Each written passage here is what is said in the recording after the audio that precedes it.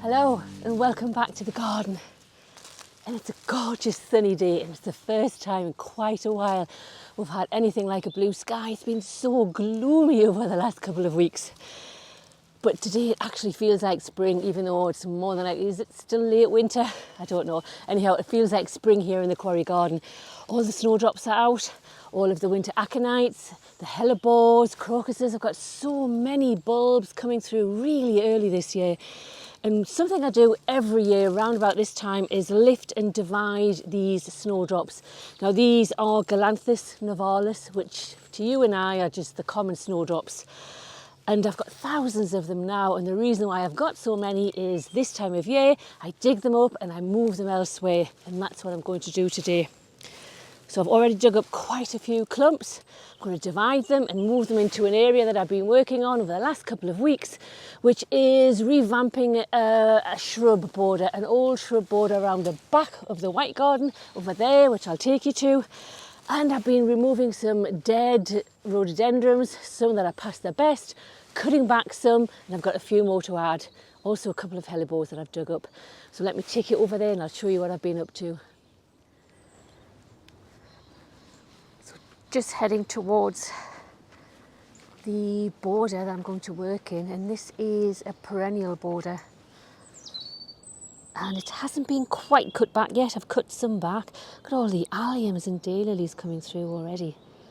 I think I've cut back about a third of it so far, this section here, and I do have to net this area off, not from deer, they could easily step over this, or rabbits. It's actually pheasants. I have a big problem with pheasants this time of year, and they pick around the bottom of all of the perennials coming through. So just until they get a little bit bigger and more established, I use this netting to keep the pheasants out. But this is where I'm going to work today.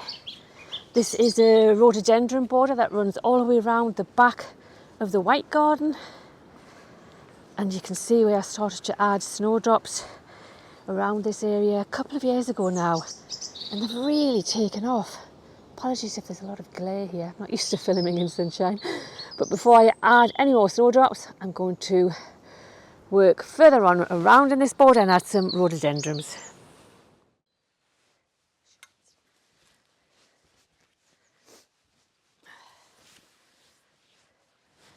So a couple of facts if you're interested in growing rhododendrons. First one is, they can be very expensive to buy. Even this very small one, which I've dug out of the shade borders to move to here, was about £20. So they are pricey, and that's for a tiny shrub. So the first thing you need to be aware of, if you want to establish them in the ground, they require acidic soil. If you're not sure, you need to check your pH level.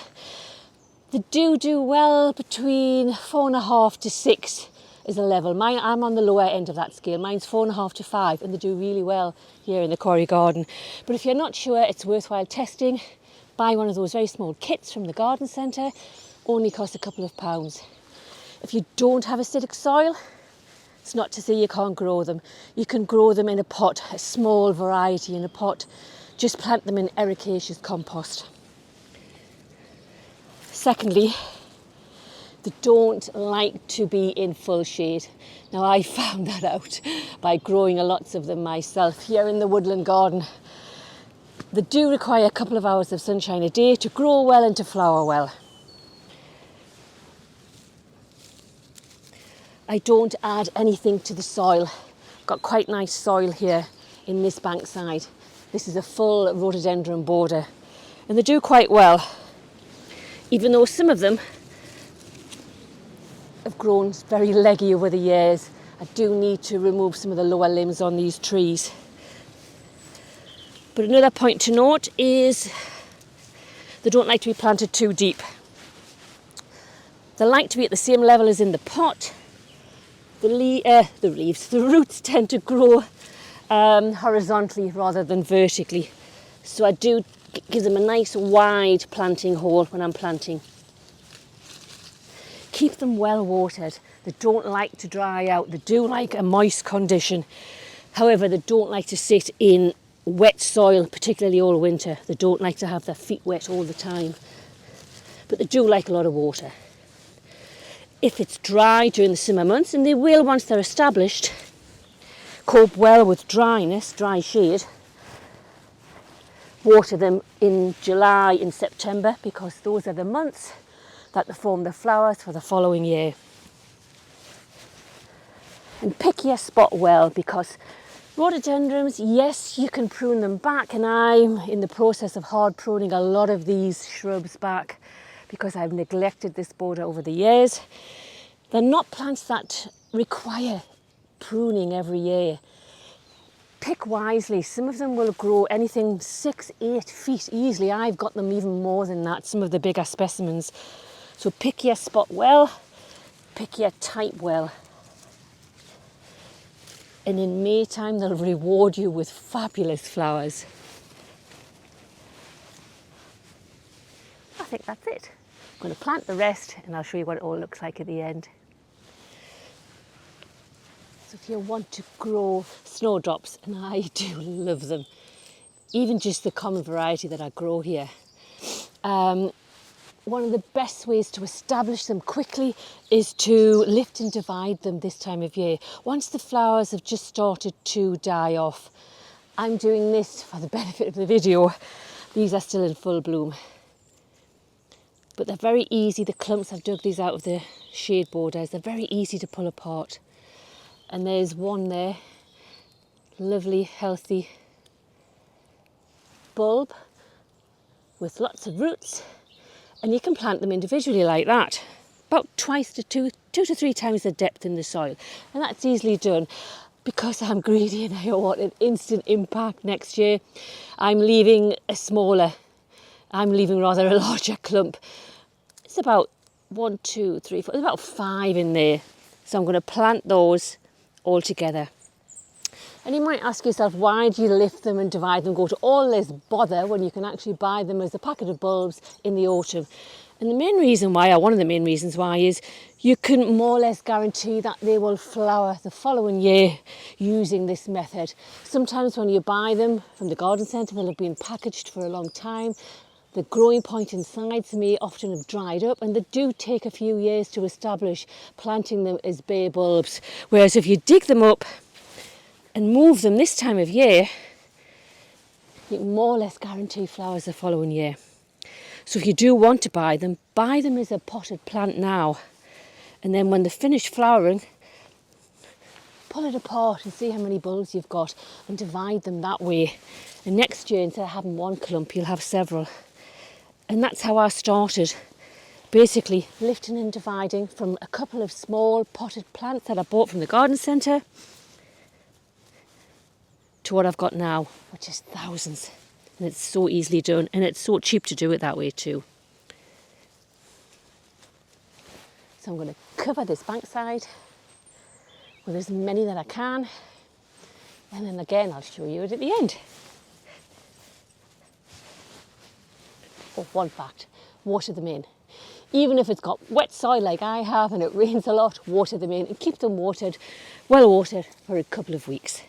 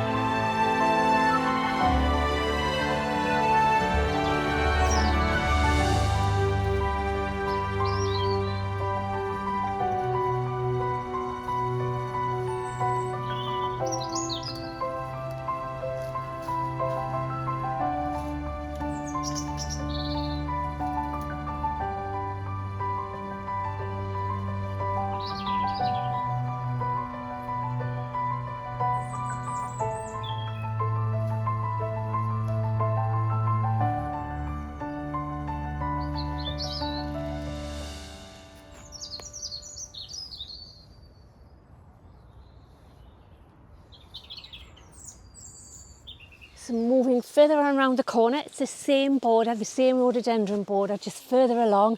I'm going to add some hellebores that I lifted earlier today. Hellebores, once established, don't really like to be lifted and moved and divided. However, there are some varieties that you can do it to, and this is one that I have a lot of success with. This is Orientalis, and they have the lovely speckled flowers. They're not quite out yet, just behind me, and I have them all over the Quarry garden. And I do find that these perform best in a woodland setting as well. They just do really well for me in this garden. So anyhow, I've lifted this one and I've divided it into 2 chunks. Basically just lifted it and put this spade through it, divided it into 2 chunks. I'm not going to make, I could make a few more plants out of this, but I don't want to make them too small. And I'm just going to plant them at the front of this rhododendron border. I've added a tiny little bit of compost just because I've pulled them apart, and I would like them to obviously succeed at the end of the day. So it's very easy to add them. And I'll put that one somewhere else. And just give them a good water. And if you have a dry spell and you do this, just keep them watered. Probably for a good few weeks. And I'll go through and I'll cut off all of the leaves, all of the marked leaves, because I don't want to introduce any disease. There's quite a few blotchy leaves on there, so I'll take them off, give them a good water, and that's it. So I've found the last few rays of sunshine before the sun goes down. So let me give you a tour of what I've done today, and I'll see you very soon. Bye for now.